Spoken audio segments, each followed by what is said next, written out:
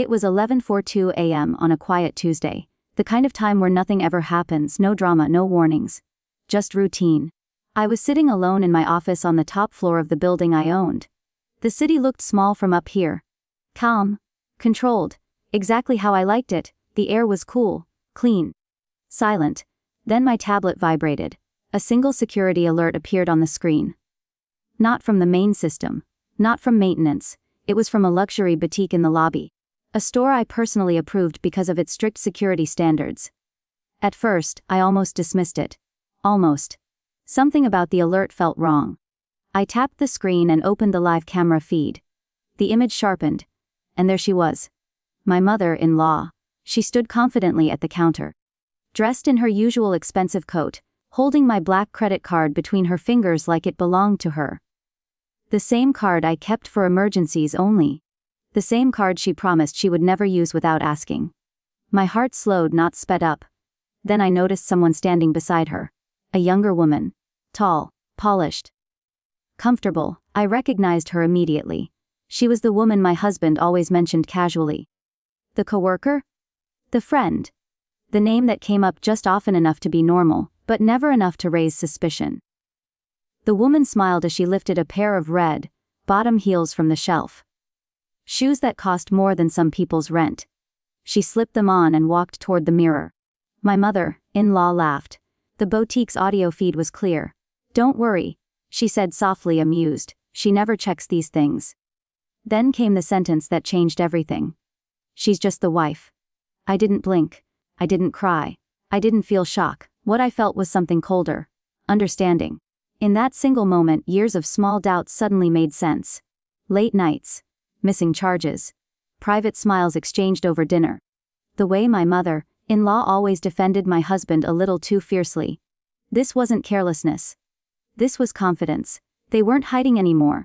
Because they believed they didn't have to. My finger hovered over the screen. One button glowed quietly in the corner. Suspend all access. I paused for half a second. Not to hesitate, but to appreciate the irony. The people enjoying my life had forgotten who controlled it. Then I tapped the screen. Somewhere below, in the middle of laughter and luxury, a transaction was about to fail. And with it, everything they thought was secure. Down in the lobby, the boutique was glowing with soft lights and quiet luxury. Everything there was designed to make people feel powerful, important, untouchable. My mother-in-law handed my black card to the cashier with confidence. She didn't even look at the total. She never did. Why would she? The money had always been there before. The cashier smiled politely and swiped the card. A soft beep. Then a pause. The screen blinked red, declined. The smile on the cashier's face froze. She tried again. Slower this time, like patience could fix the problem. Declined. My mother-in-law laughed nervously. "That's strange," she said, waving her hand. "Try once more." The third attempt failed instantly. I watched everything through the camera feed from 90 floors above. I could see the exact moment confusion turned into discomfort. The cashier glanced toward the manager. The woman beside my mother-in-law shifted her weight, suddenly less relaxed. The heels were quietly placed back on the shelf. The luxury bubble was cracking. "What do you mean it's not working?" my mother-in-law asked, her voice sharper now. "This card has no limit." The cashier explained carefully that the account had been suspended. That no payment could go through. That there was nothing she could do. For the first time, my mother-in-law looked small. The woman with her, my husband's mistress, stepped back, pretending to check her phone. Her confidence drained from her face. She avoided eye contact, already planning her escape. That's when I did something deliberate. I didn't stop at the card. From my office, I accessed the financial control panel, the one only my biometric signature could open. I didn't just block one account. I activated a full security lockdown. Every card tied to my husband's name was flagged. Every shared account was frozen. Every automatic payment was stopped. This wasn't revenge. This was containment. Back in the boutique, the manager arrived. Apologies were exchanged. Whispers spread. Other customers watched quietly, pretending not to stare. My mother-in-law's face flushed red with humiliation. She tried to laugh it off, claiming there must be a mistake. She said she would call someone, but she didn't know who. Because the truth was simple. There was no one left to call. My phone remained silent. No missed calls. No texts yet. They hadn't realized it was me. Not yet. I leaned back in my chair and looked out over the city. Somewhere below, entitlement was colliding with reality. The people who thought they were untouchable were discovering what it felt like to be powerless. The card wasn't just declined. It was revoked. And this was only the beginning. The card declining was only the surface. From the outside, it probably looked like a small financial problem, an embarrassing moment in a luxury store. But from where I was sitting, 90 floors above the city, I knew better. Money was just the first thread. And once you pull the first thread, everything else starts to unravel. I opened the master control system for the building. A system I helped design years ago. Every door, every elevator, every vehicle, every contract ran through it. I didn't rush. I didn't feel angry. I felt focused. The next thing I checked was transportation. My husband's car, a dark, polished sports vehicle he loved to show off, was parked in the VIP lane downstairs. He always kept it there, ready for dramatic exits and quiet arrivals. He liked feeling important. What he forgot was that the car didn't belong to him. It belonged to my company. I tapped the screen and marked the vehicle as unauthorized. Then I sent one short instruction to security. Tow immediately. Do not release without my approval. Within minutes. I watched through the camera feed as security approached the car. The valet looked confused as the keys were taken. The engine was turned off. The tow truck rolled in quietly. Efficiently, no shouting, no warnings, no explanations. The car disappeared from view. That wasn't just transportation being taken away. That was an image being destroyed. Next, I moved to access control. The building had a private elevator, one that went directly from the lobby to the penthouse. It required biometric authorization. My husband loved that elevator. My mother-in-law loved it even more. It made her feel superior. Untouchable. I opened the user list. Under their names, one word appeared. Family. I deleted it. In seconds, their access level dropped to guest restricted. They could no longer enter private floors. They could no longer access my home. They could no longer pretend this space belonged to them. Then I did something final. I removed my husband's administrative privileges entirely. In less than 5 minutes. They lost their money, their movement, and their access. I sat back and listened to the silence in my office. No alarms. No chaos up here. Just the quiet hum of servers processing a new reality. Somewhere below, phones were ringing. Security was being questioned. Confusion was spreading.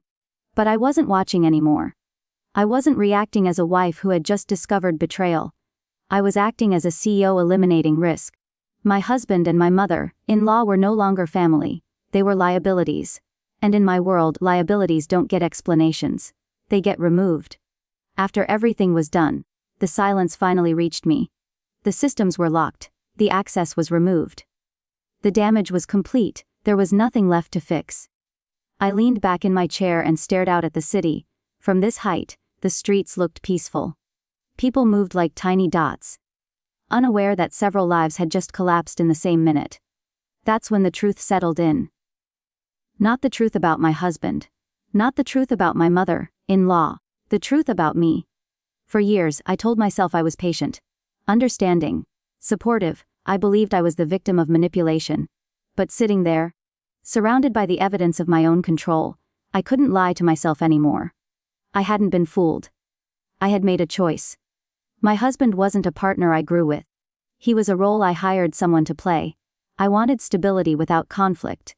A normal life without distraction. Someone who could smile at events, shake hands, and stand beside me in photographs. I didn't want to come home to another power struggle. So I paid for peace. My mother-in-law came with him, loud, demanding, entitled. I tolerated her because she completed the image. A real family, a believable life. I let them believe they mattered because it made things easier for me. But comfort has a price. I thought control meant safety. I thought distance meant protection. What I didn't realize was that silence creates space, and space invites betrayal. As I replayed memories, everything looked different. The jokes I ignored. The spending I didn't question. The way my mother-in-law spoke about my marriage like it belonged to her. I had given them permission, Not with words, but with access. And access once granted is hard to take back. Until now. My phone lit up again. Missed calls, messages. Panic wrapped in apologies. I didn't read them. I finally understood something simple and painful. This wasn't a story about cheating. It was a story about entitlement meeting accountability. I didn't feel rage. I felt relief. Because for the first time in years, I was no longer pretending. I wasn't the wife trying to save a marriage. I was the architect correcting a fatal design flaw. And when a structure is unsound, you don't decorate it. You tear it down. The calls didn't stop. At first, it was my husband, over and over again, then my mother-in-law, then numbers I didn't recognize. Voicemails piled up like wreckage after a storm. Apologies. Anger, threats disguised as concern, I didn't answer a single one. By evening, the truth had begun spreading on its own.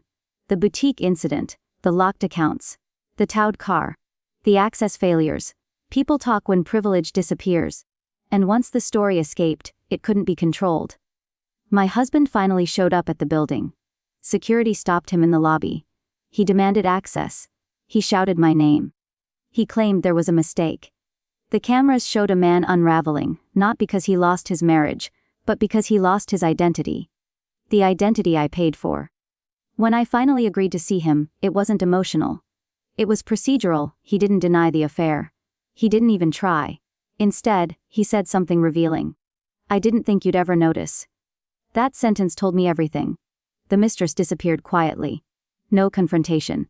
No drama. Once the money stopped, so did her interest. Love doesn't survive without luxury when it was never real to begin with. My mother-in-law blamed everyone but herself. She said I was cruel, heartless. Vindictive. She said family doesn't treat each other like this. But family doesn't steal either. The divorce moved quickly. Clean signatures. Clear terms, no courtroom scenes. No drawn-out battles. He left with what he earned. Which was nothing. The building stayed mine. The company stayed mine. The silence returned. Weeks later, I stood in the same office where it all began. The city below looked the same, but I wasn't. Something had shifted permanently. I realized the most dangerous lies aren't told loudly. They're whispered in comfort, hidden in routine, protected by trust. I didn't cancel a credit card that day. I canceled access to my money, to my life, to my future. Some people mistake kindness for weakness. Others confuse access with ownership. They made both mistakes. And they paid for them. The building still stands strong, balanced. Secure, this time so do I. 804-2M. My credit card was swiped downstairs by my mother-in-law standing next to my husband's mistress.